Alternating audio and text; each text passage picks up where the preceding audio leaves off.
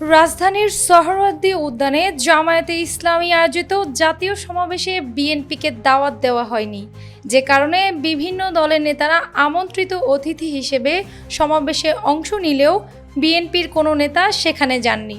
শনিবার ১৯ জুলাই বিএনপির মিডিয়া সেলের অন্যতম সদস্য শাহরুল কবির খান দলের স্থায়ী কমিটির সদস্য সালাউদ্দিন আহমেদকে উদ্ধৃত করে জানান, জামায়াতে ইসলামীর সমাবেশে বিএনপি দাওয়াত পায়নি।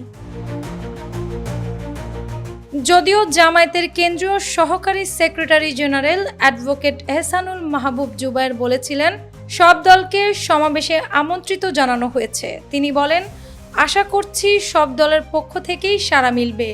আমরা কথাও বলেছি। সব দলের নেতৃস্থানীয় পর্যায়ে যোগাযোগ অব্যাহত রয়েছে। ৭ দফা দাবিতে রাজধানীর সোহরাওয়ার্দী উদ্যানে বাংলাদেশের জামায়াতে ইসলামীর জাতীয় সমাবেশ হয়েছে।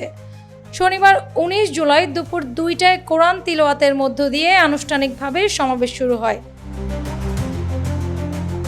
অ্যানি আক্তার, বাংলা বাজার পত্রিকা।